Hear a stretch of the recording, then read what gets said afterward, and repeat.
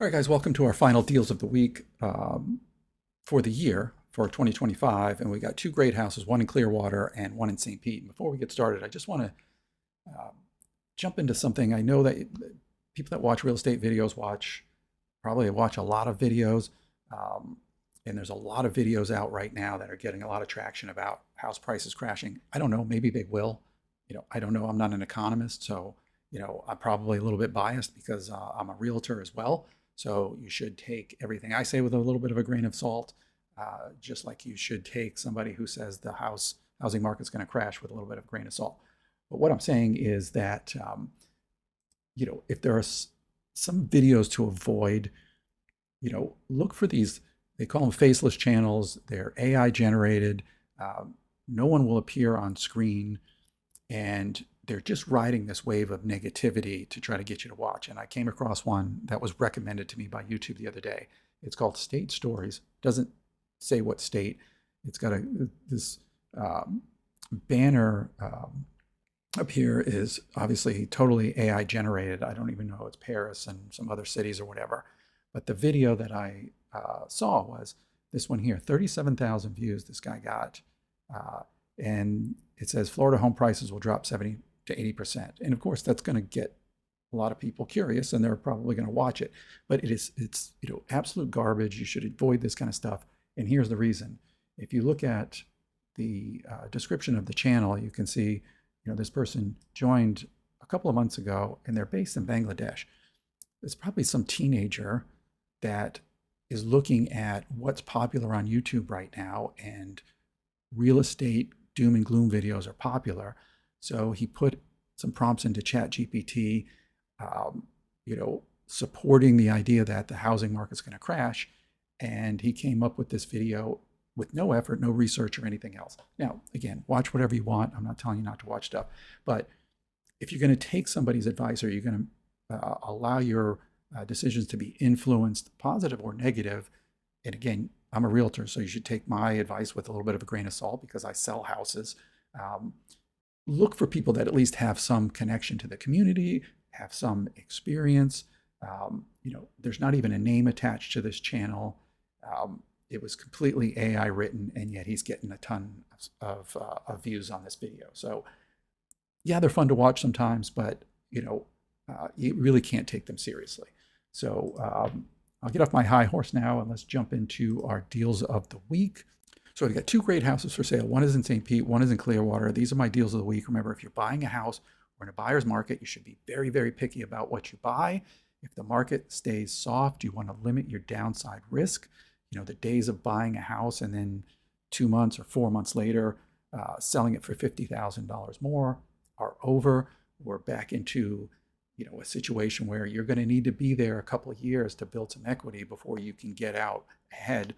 So, I put my buyer's market tips in an ebook. The link is in the pinned comment. It's pretty straightforward. Some of the things to look for days on the market plus price drops. We're looking for motivated sellers here. A lot of home sellers are still holding on to peak pricing. They're unwilling to go below that. Or if they bought in 2023, they're trying to sell at least break even and not at a loss. But that's not market reality. If your house has gone down in value, it's going to sell for whatever the market is. It's not going to sell for what you paid for it. So look for sellers and listing agents that are responding to the market signals, which is down a little bit. Number two, look for established neighborhoods. You're not buying a house, you're buying a neighborhood. Always remember that soft markets are not great times to be pioneers in quote unquote up and coming neighborhoods. Look for houses that are low maintenance. I know the descriptions are boring to read a lot of times, very flowery language, but go through the description. If you're on your laptop, do a Control F or Command F. If you're on a Mac, and type in new, roof, HVAC, electrical to see if there have been updates done on the house. Because remember, in Florida, you're going to need a clean 4-point inspection in order to get insurance, and you don't want to go too far down the road in your purchase before you realize the house has got a 18-year-old roof or whatever. And then number 4, also look for broad appeal features in every house. And again, it's just protecting your downside. If you find yourself having to sell in a couple of years, it's a lot easier to sell a 3-bedroom, 2-bath than a 2-bedroom, 1-bath with a weird layout. So that's how I evaluate houses. So let's jump into our first house. And this one is at 217 Evelyn Avenue in Clearwater. And if you're not familiar with the Clearwater area, let's take a quick look at the map. It's in a pretty good spot. It's in a pretty good location in Clearwater. It's right off of Highway 19 and Gulf to Bay Boulevard. So as far as things like getting to the beach, you can go straight out 60 to one of the great beaches in Florida, which is Clearwater Beach. 60 also takes you right over to the Tampa International Airport pretty easily. There's tons of shopping and malls and stuff along 19, which you're very close to. And then downtown Clearwater is maybe about 15 minutes away or so. So location is really, really good. Let's take a look at the price action on this house. It went up on the market just about a little bit less than 2 months ago for $460, and that was $299 a square foot. And already in the fall, we're seeing that $300 a square foot for kind of a normal house, as I don't want to say an upper level, but unless it's a really, really nice house, we should be under $300 a square foot. So I think a smart move here by the listing agent and the seller to start out at $299 a square foot. Obviously didn't get a lot of action on that. One price change, two price changes, and that first one was a big one. I mean, that's $41,000 on the first price change, and then another 10 on the second. So we're at $266 a square foot. I mean, we're getting into an area that starting to get pretty attractive. So let's see, does this house have broad appeal features? Again, it's a 3-bedroom, 2-bath with 1,536 square feet. That's right dead center of the market. $266 per square foot. Architecturally, we'll jump into the pictures here. And it's a 1-car garage. I mean, this is a typical, older Florida house with the single-car garage, but looks really nice on the inside. They've done a fair amount of work. I'll be honest with you, this is not my favorite feature. I mean, I like an open living room, but this is a little bit, I don't want to say useless to me. I don't know anyone that's going to eat there. I guess your couch would be here and probably a TV here. That's really your only wall space. I don't know, maybe you could put it here. So that's not my favorite feature, not a big deal. And kind of a narrow living room, really, if you look at it. This is not, again, that's not what I call a huge living room, but there is another living space in this house. So, but very tastefully decorated. Some nice style touches here. I really like this. This almost looks like a butcher block countertop that they kind of wrapped around here, but kind of a modern looking kitchen. Very nice. This is a recent renovation. And then sort of the back room is really where your living room is. And that's obviously virtually staged, but very nice. A lot of light. Good size primary with the bathroom. And the second bathroom. Second bedroom, a little small. Third bedroom's going to be a little bit small as well. We're only 1,500 square feet.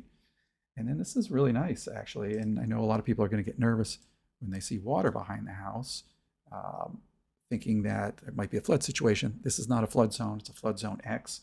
And we'll see if there's some more pictures, because I think it slopes down quite a bit, so it gives you an idea. This is not visually, the artificial turf is nice. Obviously, this exposed edge here is not great. I'm not sure what you could do with that. But you'll see that the yard slopes down quite a bit, and that is just a small lake, so it's not as if you're on a river. I mean, the water's pretty green there too, so I'm going to knock a couple of points off for that. So let's take a look. Maintenance situation here. Control F, and we'll type in new, and we see that we've got new flooring, we've got new appliances, roof and garage door 2022, water heater 2025, new plumbing throughout the entire house, new windows 2022, the turf grass in the back, looks okay. and the AC and the electrical panel were previously updated. It doesn't give us the date. It's something that we would want to check on. So pretty nice, architecturally, this is kind of a typical Florida house. I'm not crazy about this sort of carport that they got set up. I probably would get rid of that. So let's score this house. Check the days on the market first. We've been on the market 58 days at this point with 2 price drops. And this is what I'm always looking for here. They bought this house in 2023 for $405. They tried to get out by making a couple of bucks at $460 after transaction costs. They would have made maybe $15,000, $20,000, $25,000. Now they're down to $409. They're going to lose money on this house, and it's still on the market. That usually tells you that we've got a fairly motivated seller when they're willing to take a loss. So love that. Broad appeal on this house. It's a 3-2 with 1,536 square feet. You can't go wrong. You still have the 1-car garage. That's nice. We went through, so let me go back. Days on the market, we're going to score that an 8 because I think we've got a motivated seller here. Broad appeal, we're going to score that a 9. It's a 3-2, 1,500 square feet. That should be one of the easiest houses to sell. Maintenance situation, we're going to give that a 7. We've got a 2022 roof, water heater 2025, AC electrical panel update, we're not sure. The only thing I really don't like about this is that it does have a solar, it's got solar panels on it, but there's a $46,000 balance. You're inheriting that when you purchase this house. Payments are $260 a month for 20 years at 3%. Obviously, that mitigates your electrical cost, probably pays for it, but you're taking on another debt. I'm not crazy about that. And electrical panels need to be maintained as well. So we're going to score the maintenance situation a 7. And then as far as the established neighborhood, here's what I don't like about this. And let's see if we can get a street view real quick. This is close. Maybe it's too close to some stuff. So I'm not sure. Let's see, which way should we go here? It's close to 19 and Gulf to Bay. Those are 2 massively busy roads. Now, we're not right on it, obviously. You can see here we're kind of cutting through a parking lot. But we're just down the street from Gulf to Bay. A little off in the distance. That's Highway 19. So we might get a little road noise, but I'd want to check that out. It's tucked into the neighborhood, but I'm not sure if it's tucked in far enough. So let me know what you think. Drop a comment on this one. They've had a $51,000 price drop. They're at $266 per square foot. I will tell you, this house is definitely worth a look, but my target price on this one is $384, which is $250 a square foot. I think you're protected on the downside if you go in at $384 plus or minus a couple of bucks. Let me know your thoughts. Hit the subscribe button to get future updates and future deals of the week. Let me know what you think about this house. Would you take it at $384? I would say pretty good deal at $384. But let's look at house number 2. Now let's look at house number 2. This one is at 4355 3rd Avenue North in the Central Oak Park neighborhood. So let's just jump right in and check out the price action on this one. It has been on the market 102 days. We like to see stuff that's 90 days or more. We start to see sellers feeling a little bit of pressure past that 3-month mark. The excitement of putting a house on the market is long gone. Hopefully they're ready to deal at this point. And let's see what the pricing action is here. And we've only got a couple of price changes here. This is not to me ideal. They went on in September. They've had 1, 2, 3 price changes, a total of $30,000 from $489 down to $459. Now, see in a lot of my videos, I talk about getting under that $300 a square foot range. Of course, that's going to be based on a neighborhood. Central Oak Park is going to be a little bit pricier. They started out $391 a square foot, and they're down to $367. If you're not familiar with Central Oak Park, let's take a look. And let me zoom out here. If you're not familiar with Central Oak Park, the reason you're going to be paying a premium is because it's a really cool neighborhood. Lots of bungalows here. You are adjacent to historic Kenwood. You are just a few blocks in from 34th Street. So again, to give you a little bit better perspective in why this neighborhood has become so super popular over the last few years. Downtown is here. You can get to downtown from Central Oak Park very easily, maybe 10 or 15 minutes. This is one of the highest points in the in St. Petersburg as far as flood situation. So I don't think there are any houses in Central Oak Park that are in a flood zone. Straight shot out to the beach, 20 minutes. This is a really, really good location. You're going to pay a little bit of a premium there. Now, the broad appeal situation on this house is good, not perfect. It's a 3-2. Whenever I see a 3-2 at only 1,200 square feet, obviously we're going to be looking at a bit smaller rooms. But let's take a look at some of the pictures. Looks like a recent renovation. Nice curb appeal. It's got kind of a cottage style bungalow. Very tastefully staged. Brand new kitchen. Nice open. I mean, it's a galley kitchen, but it's nice. Some nice extra touches in there. I'm not crazy about this. Whenever I see these things, like, I mean, if you had guests over and they're sitting here, do you want you want to see the water heater? You know what I mean? I don't know if there's a door here or not. It looks like there's a latch. But I would put something here. Just little things that bug me. So nice dining area, good size, primary suite. I mean, beautiful. Nice extra touches here. There's actually a light there. I mean, I've never seen a plant in a shower, but that's nice. I mean, this does not look to me to be a Home Depot vanity. Somebody spent some money on this renovation. I mean, super clean. It went with, really neutral stuff inside. So that's really nice. Looks like some high-end vanities. Flooring is nice and neutral. Indoor laundry. Okay, so there is a door on that. So maybe I jumped the gun a little bit. This was the view here. But, good sized laundry room. Backyard could use a little love. Obviously a deck back here. You see this a lot with renovations. They only replace what they have to replace. Looks like a new gate here, but the other fence, still probably in okay shape. If I was going to sort of flip this house, I would have done PVC all the way and then probably built a deck over here. Got rid of these pavers. It just doesn't look great back here. But overall, very, very nice. This would have been the garage at some point, obviously. So alley access to a garage that they converted to living space. But you've got some privacy back there. And a quick the street view.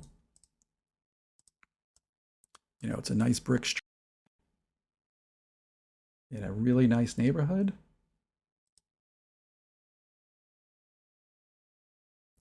And let's look at the maintenance situation here. Now we know that this one is a almost completely updated house. So we got new appliances, cabinets, new roof. That water heater looked new. They don't mention the AC here. So drop a comment. Let me know what you think on this one. But let's go ahead and score it now. We've only been on the market, or we have been on the market 102 days now. 3 price drops for a total of $30,000. $367 a square foot is, I say good. It's not blockbuster in Central Oak Park, but it's good. So I'm going to score that an 8. For broad appeal, very good, not perfect. It's a 3-2 with 1,254 square feet. Small, but not tiny. The rooms looked decent size, and 1,254 square feet in Central Oak Park is not bad. There's a lot of smaller houses in that neighborhood. So we're going to score that an 8. The low maintenance situation, we're going to score that a 9. It's got a newer roof. It says the electric and the water heater ductwork is new. So it was really a total reno in 2024, but the house was built in 1950. So structurally, it's still 70 years old. So we'll score that a 9. And then the neighborhood, 15 years ago, this neighborhood was still kind of on the edge, but it has really established itself because of people getting priced out of historic Kenwood. They've gone into Central Oak Park. So we're going to score the neighborhood 8.5. It's a no flood zone. You know, you're 10 minutes from downtown. So the overall score, 8.3. I'd 100% go see this house. If you want to be close to downtown, if you like the downtown action, I'm going to say my price target on this one is $345 a square foot, which would put us at 432,000. I know that sounds like a lot for, you know, only 1,200 square feet, but you're really buying the neighborhood here. So let me know what you think. My name is Steve Reynolds. I'm a realtor here in St. Pete. If you're looking to buy or sell, I'd love to hear from you. Shoot me a text, give me a call, send me an email, and subscribe to the channel, of course. Drop a comment. Let me know if there's some neighborhoods you'd like me to look at some houses in, and I will see you next time.